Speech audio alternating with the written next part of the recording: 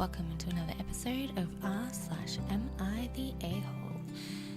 If you are new or you haven't already, please remember to hit that subscribe button, and I'll just get into it with the A. Will I be the a-hole if I drop my cheating, now ex-boyfriend's things at his job? About 6 months ago, he stopped coming home at night. He was out 4 days a week. Often he'd come home at 11 a.m, 2 p.m, etc., high on drugs with an open box of condoms in his pocket. They were old, they're his friends, they were free at the bar so he took them, etc. He was always pretending to poop so he could text this girl all the time. She's just my friend. After realising this was not a temporary phase and I wasn't being jealous/ridiculous, I requested he move from my home. The crying and pleading started. He was sorry, he would do the right thing, he loves me. Shockingly, none of that was true, I know. So I gave him 30 days. He only came here to throw dirty clothes on the floor, take an occasional shower or nap, change clothes, cook food, etc. He never cleans up after himself, so I'll come home from work to a huge chore. It became a massive source of stress for me to never know when he would show up, what condition he would show up in, and what mess he would leave me to find. He would often show up in an unfamiliar, drug-induced rage and would put his hands on me while I was asleep in bed. Once he tried to assault me, but apparently I need to chill since he couldn't actually do it. The 30 days went by. The girl he's been dating decided to break things off since she didn't want him moving in. He's now wanting to stay another 30 days. I can't do that for my own safety and sanity. He won't get his things. Instead, he wants to keep his things at my place and stop in every few days to change clothes, aka throw filthy bar-smelling clothes around my house, leave mounds of dishes, and dirty the floor and new couch with muddy shoes. I can't do it. I've considered picking up a Xanax habit to deal with the stress I have from this. Would I be the a-hole if I washed his clothes, neatly folded them and put them in and his things in a suitcase and dropped him off at his work after the restaurant closed and it's just his co-worker buddies, no customers? I know it will embarrass him. I don't want him to lose his job or anything. I just want him gone, and that's the only way I think he'll understand I'm serious about this and that I'll be safe. I know I'm not the a-hole for breaking up with him and kicking him out, but would I be the a-hole if I calmly brought his things to his place of work after close? Everyone says I'm not the a-hole if I do this, but would I look insane if I did this? I would be mortified if my ex did something like this, but then again, I'd never cheat. Edit. Started throwing his crap in a suitcase without folding. He has stained women's underwear with skid marks and shirts covered in stains. Washing and folding is out of the equation now. I'm going to bath. Thank you, Reddit, for giving me the courage to actually get rid of this guy from my life.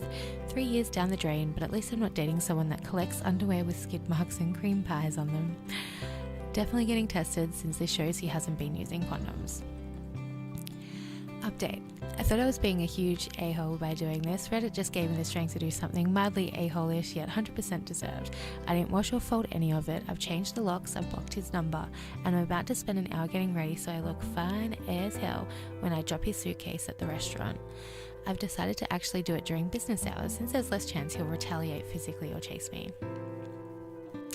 Newest update. Thanks to Reddit for giving me the courage to take a huge step in the right direction. I probably would have dealt with this behaviour for weeks. I did not wash or fold his clothing after finding some really gross things. I put it in a suitcase, went to work and politely asked for him. He was busy, so I said, tell him his girlfriend brought him the things he asked for, and left. I wanted it to seem more of a, he asked me to bring this, not here's his dirty laundry, literally. I guess he's dating one of his co-workers. She thought we broke up a year ago, so he's not having a very good night, and I guess the drama-free drop-off I thought I had planned was anything but. Whatever, he's out of my house. I've received threats, demands for money, name-calling, the usual when a shitty person realises their luck rang out. He threatened my cat of all things. So I ruined the ending of Avengers, then blocked his number. Good riddance. My luck has changed. Some of my neighbours are aware. My friends are aware. I have cameras. It's just a waiting game now. I know that he will retaliate, just not when. That's some pretty good revenge right there. That's nasty. I can't believe that. I'm glad that she's rid of him. No, not the a-hole for any of that. And to just spoil Avengers for him, that's just brilliant. I don't condone spoiling shows or movies, but when it's kind of deserved, it's kind of deserved. Yeah, I'm gonna have to pay attention to that to see if there's any more updates. Next one is, will I be the a-hole if I ask co-workers to stop using the mini fridge in my office? I personally brought a mini fridge for my office a few years ago. It sits behind my desk. My co-workers use my mini fridge instead of the fridge in the kitchen. This means they come into my office several times a day and walk behind my desk. It drives me insane, but is it petty of me to be irritated by this? No, that would drive me insane. I would probably put a padlock on it. Too bad, so sad, it's mine, get your own. Next one is, am I the a-hole for refusing to help a friend get a job at my company? For some background, for about 3 or 4 years now, I've been working at a pretty well-known pharmaceutical company in their finance department. While yes, it's a bit stressful, boring, and all the other terms about corporate life, I appreciate working there because it gives me a great salary with no college debt and an opportunity now to go to grad school debt-free. Now, I have a friend who, all in all, is very impulsive and thinks she's the best. Every single conversation I have with her is always about herself, how pretty she is, how many guys hit on her, how smart she is because she's in this PT program, etc, etc. Now, before you ask why am I still friends with her, because of a traumatic incident that happened a couple of years ago that she had my back on when I was pretty broken. So while I'm still loyal due to this fact, I've kept my distance due to her considedness. Now, at the last meetup with this friend, all of a sudden she tells me she's dropping out of her graduate program as it's her first year, dropping 60k into the toilet essentially, with no job prospects or income coming in. As a genuine offer, I tell her that I might be able to get her an interview/job with my company as I have a little pull because I've worked myself up at this point. All of a sudden she goes into this rant about corporate life sucks and how she's too good to go to a regular 9 to 5, how she's a free bird and she can't waste her time, etc, etc. I'm getting visibly annoyed because it's all indications that she's making fun of my own career, so I end the conversation. A couple of days later, however, I get a text about, can you still get me a job, and send over her resume. I'm still feeling highly annoyed, but my curiosity gets to me and I look at it. Her experience and job history is good, but since it's nothing finance related, the most I can get her is a receptionist or assistant position. But the thing is, I'm hesitant to help her because she has a history of taking and leaving jobs with no notice, and it would impact negative on me if I give her my recommendation and she pulls that again. Along with the fact that she thinks that she's much better than me for getting a corporate job, am I the a-hole here? Edit. I only knew about leaving the jobs with no notice and was until after I saw her resume that she sent. The last 3 jobs she had were only between 3 to 4 months working at each job. When I asked her about that, she told me she got hired, tried out, and then just never showed up after. Second edit.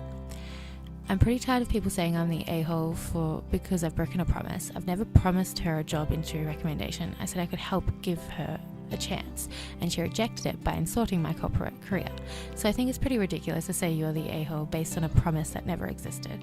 Yeah, I don't think they're the a-hole for that. I mean, she's like, they tried to be helpful and then they kind of she reacted like that. That's quite rude. And then to want the job, like a job anyway, no, I would not help someone like that. And it does look bad on you if they were to pull crap like that or just be entitled, because you're putting your stamp on them. They reflect on you.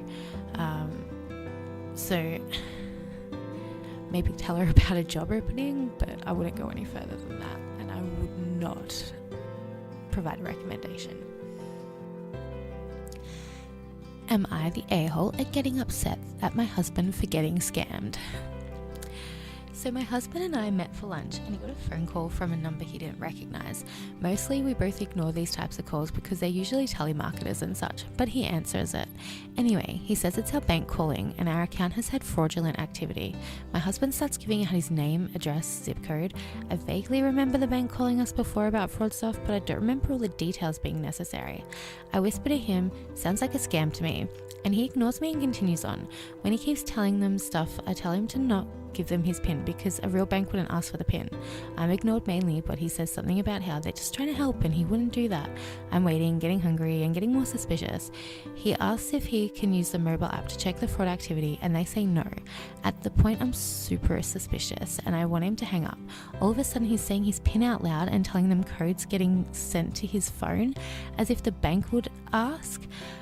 I show him a Google search result that says bank won't ask for your PIN, and if he refuses to hang up, saying they need more info to send us a replacement card and how our online account will be inactive for a while. Not suspicious at all, right? I finally mute his phone and tell him hang up, it's a scam. He finally hangs up and I compose myself and say call the actual bank and try and get the card shut off. This takes some time, we're both hungry, so I'm a little peeved that he ignored me and fell for something so obvious. Luckily I have $20 in my wallet, so we go have lunch. When we finally sit down, I kind of jab into a bit. So I said, what were you thinking? I can't believe you fell for that and ignored me. He gets super flustered and said, don't you think I'm mad enough at myself? Why do you have to rub it in? So we eat the rest of the meal without saying much, and later when we get home from work, I mention how I feel disrespected for him not listening to me. He's super annoyed I keep bringing it up and says everyone makes mistakes and how I should let it go. I try and make some jokes, but these just make the situation worse. Anyway, am I the a-hole for not just letting it go and making it about disrespecting me? I've certainly stuffed up before and he doesn't rub it in my face, but come on, giving your PIN away to a stranger on the phone, I mean, like, he did do probably one of the dumbest things you could possibly do. I mean, I'd probably tease him about it. I wouldn't make it about him disrespecting because, like, he's obviously learning his lesson, and I probably wouldn't let him live it down because it's kind of funny how dumb he was. But he has a right to feel that way. Like, he obviously feels bad about it already, and to continuously bring it up is just going to cause more tension. But, you know, you both have a right to feel how you feel. So you're not really the a-hole. It's just maybe just sit down and have a proper conversation after giving him some time to get over it.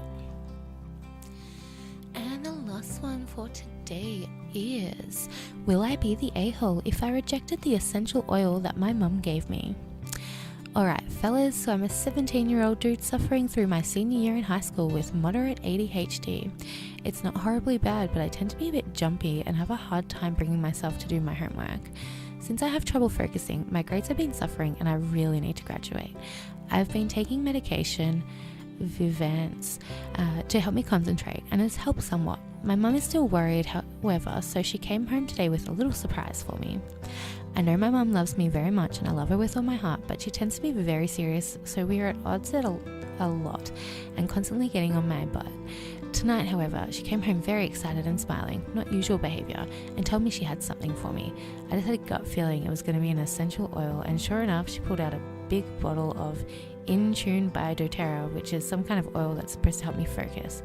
I looked at her in disbelief for a moment, but her smile made me so happy and I appreciated that she thought of me and genuinely wanted to help, so I accepted her gift with only a slight hint of skepticism. I really don't believe in this stuff, but I'm not particularly against essential oils existing. I honestly really don't care. I think they smell nice. I know doTERRA is an MLM and essential oils are kind of worthless, but I feel like I would be a-hole if I brought that up to my mum after she paid almost $50 for that one bottle.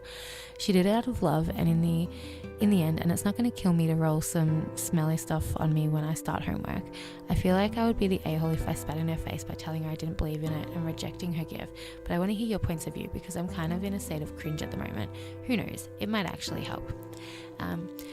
You don't have to use it. Like, you can take the gift and like, oh, thank you, and then just never touch it if you want.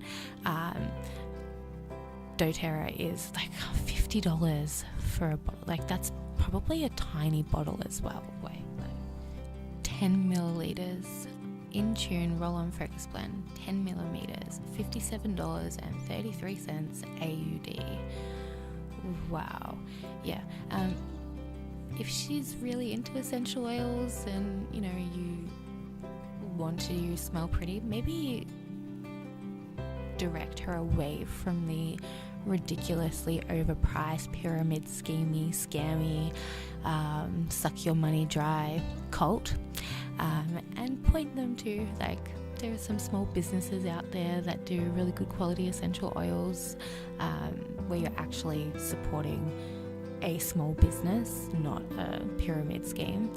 And then there are other larger companies that do produce good quality essential oils. So you could gently, I would probably try and gently push her in that direction anyway. But like $50 for 10 milliliters. No, you're not the a-hole if you were to not use it. Maybe if you were to be rude about the gift, sure, like don't be rude about a gift in general. But you don't have to use it. But yeah. So anyway, that's it for today. Well, I guess this morning. Approaching almost 1 a.m. here at the moment, because this is always the best time to record a video, don't you think? And if you like the video, please hit that like button, and I'll probably post another video later today. So, like in like half a day or something.